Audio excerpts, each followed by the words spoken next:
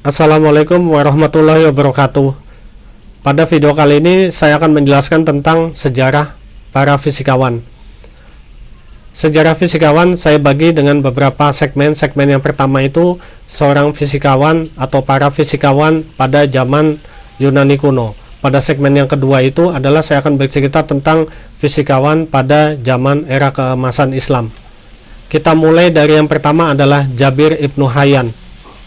Dia adalah seorang ilmuwan filsuf ahli kimia yang hidup pada abad ke-8, yaitu sekitar 721 Masehi sampai 815 Masehi. Dia disebut Bapak Kimia karena kontribusinya yang sangat besar dalam mengembangkan metodologi eksperimental dan menciptakan dasar-dasar bagi kimia modern. Kisah hidupnya, Jabir lahir di Tus, Persia, Iran. Itu kota Tus adalah tempat juga dilahirkannya Imam Ghazali, seorang ulama besar, dan ia menghabiskan sebagian besar hidupnya di Kufah di Irak. Ia hidup pada masa kekhalifahan Abbasiyah di bawah Khalifah Harun al-Rasyid.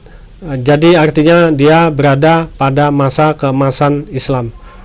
Dan Jabir mempelajari ilmu agama, filsafat, dan ilmu alam. Kontribusinya dalam ilmu kimia adalah metode eksperimental dalam kimia. Ia tidak hanya mempelajari bahan-bahan kimia, tapi juga dia memurnikan bahan-bahan kimia tersebut. Karya-karya yang lain adalah destilasi. Jabir menyempurnakan alat-alat destilasi seperti alembik yang digunakan untuk memurnikan bahan-bahan kimia. Kemudian kristalisasi dan sublimasi. Jabir juga mengembangkan teknik-teknik pemisahan zat yang dinamakan sublimasi dan kristalisasi. Kemudian Jabir menemukan asam kuat seperti asam sulfat, asam nitrat, dan asam hidroklorat. Jabir juga memperkenalkan istilah basa untuk material atau zat dengan pH di atas 7. Kalau asam itu adalah zat dengan pH di bawah 7, maka basa itu adalah zat dengan pH di atas 7. Jabir menamakannya dengan alkali.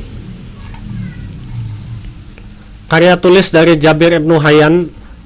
Jabir menulis lebih dari 3000 risalah atau buku kecil.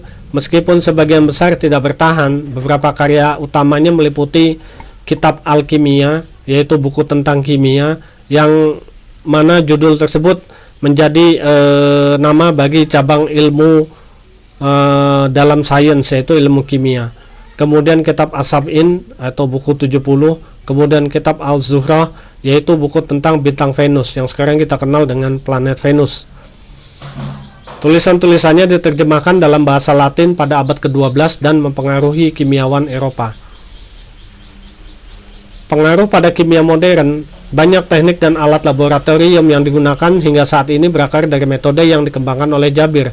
Pendekatan yang berbasis eksperimen menginspirasi perkembangan ilmu kimia sebagai disiplin ilmu baru. Warisan yang ditinggalkan Jabir Ibnu Hayyan adalah salah satu tokoh utama dalam transfer ilmu pengetahuan dari dunia Islam ke Eropa selama abad pertengahan, yang mana karya-karya Jabir menginspirasi bangkitnya Renaissance. Ia dihormati sebagai pelopor yang menjadikan kimia sebagai ilmu praktis dan sistematis, melampaui tradisi kimia sebelumnya yang bersifat mistis.